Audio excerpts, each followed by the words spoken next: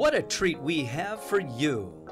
See the beautiful murals and the trompe-l'oeil illustrations created and painted by professional artist Shaindel Kost and our host Enid Silverman. Their custom-designed murals have enhanced homes and businesses, including all the operating rooms at Children's Memorial Hospital. Watch as they share their tips and techniques on how they create these unique works of art. Join us now for Mural on the Wall. Sit back and enjoy. Hello everyone, I'm Enid Silverman and you are watching Artist to Artist. Thank you for joining us. Together, our guest, Shaindel Kost, and I have created dozens of murals. On this show, we're going to share some of them with you and explain exactly how we do it. So maybe you too can create a mural. And now I welcome Shaindel. Thank you, nice to be here. Wonderful to have you. I'm trying to remember, how long ago did we meet? I think it was about 13 years ago. My sister saw you at an art fair, loved your work, and had you paint a painting for her. Oh, yes. And when you delivered it to her house, I was there and learned that you were an art teacher, and I've always been interested in art, and I decided to take painting lessons with you. That's right, and I've been teaching over 30 years and still teaching. Well, I think the mural stuff all started when I was asked to paint some backdrops for different theater groups.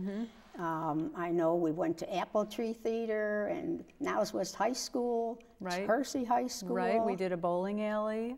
Yeah, but in the theater backdrops, I think my favorite was always the one we did for Annie. Right. And I have some of the pictures here. We're actually painting right on a curtain. You can see that curtain puddled on the floor. So there's no staircase here. That's all painted on the curtain. There's no statue. She's just painted with the shadow behind her. It looked like there's dimension. And there is no balcony either.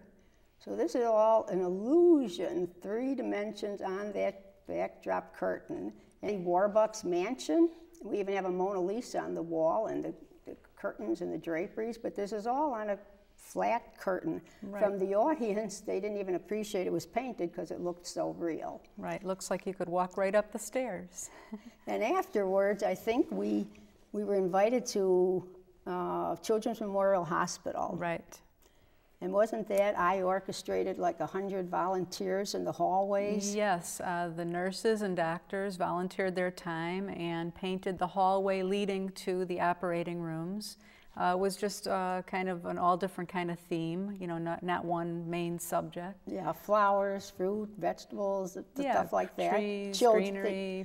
Children friendly. Yes. And we were also invited to paint all the operating rooms. For that, I didn't use all the volunteers. I used my best students, and naturally you were one of them. And here we have some of the pictures from those. This is one of the operating rooms. Yeah, here we had a theme in each operating room, so this was an ocean theme here. And the doctor said, oh, it's such a pleasure. They never knew what to say to that little patient before. Now they could say, can you find the fish? Can you see the whale? Absolutely. It gives them something to focus on instead of the surgery. And another one, we did all those rooms. And this was one of my favorites, the zebras with reflection in the water. Gorgeous. That was a marvelous, marvelous project. Yeah, the kids, I'm sure, enjoy that. And afterwards, we had the first time that we started doing the murals together. And that was when we were invited to Daymar Natural Stone. Right. What does she sell there? That's a giant granite showroom in Northbrook. And she's got slabs of granite. And it's a big showroom, and she asked us to paint Italy in there. Right, and so very nicely, our very talented co-producer and director, Mitzi Saskic, came over there and took this film sequence. So now we can roll the film, and let's see the finished mural at Daymar Natural Stone in Northbrook. Great.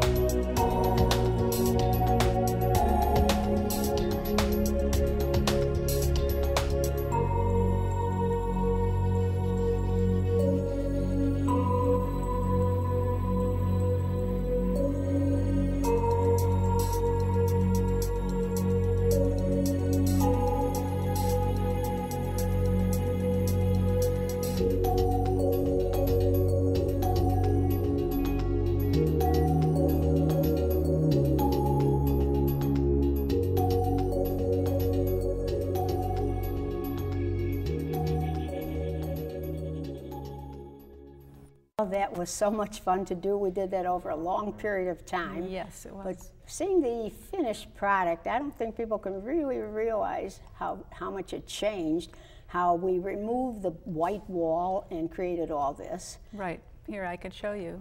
Okay. This before. So there we have the white wall.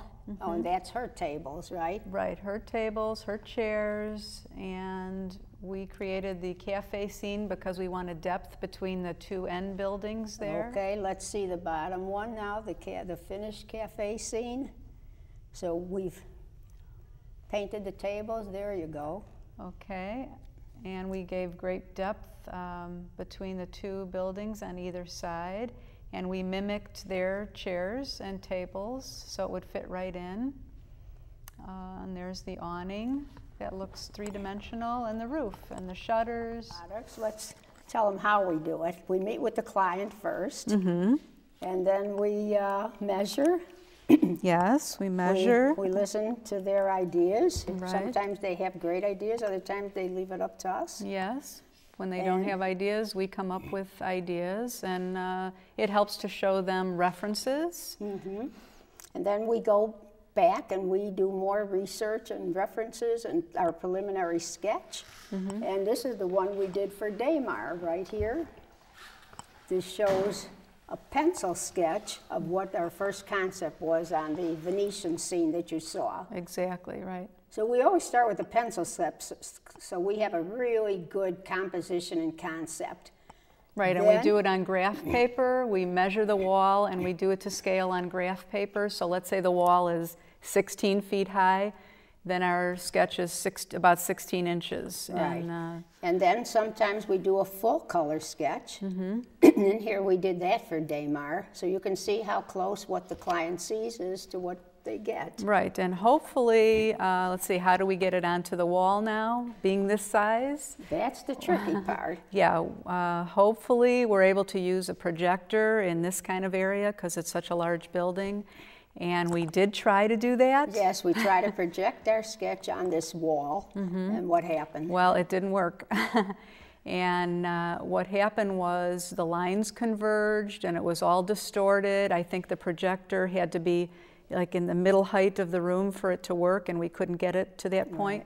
So we wound up freehand drawing everything, and we did it. It was a challenge, but we did it. And so sometimes we use the projector, that's great if you can. Sometimes we can't step back far enough, it doesn't work, or we get distortion. Right. And then if we make our design the same size as where this was a kitchen soffit, then we can transfer it by using graphite paper. Yeah, that was exact size. Exact size. Put so graphite paper behind it, or we pencil it on the back. Scribble pencil on the back. Which is just like using graphite right. paper. And then we turn it over and then trace it. Trace on the it, wall. and you have to press hard with a pen, and it transfers it onto the wall, and then we're able to paint it. But when we can't do that and we can't project, there are times when we do freehand, like in a narrow hallway, we can never get back far enough. So. And then we start painting. What kind of paints do we use? Oil, oil paints. And wouldn't people be surprised that we use buckets and gallons to paint whole walls, that we just work out of our little oil painting tubes? Yes, we have little puddles.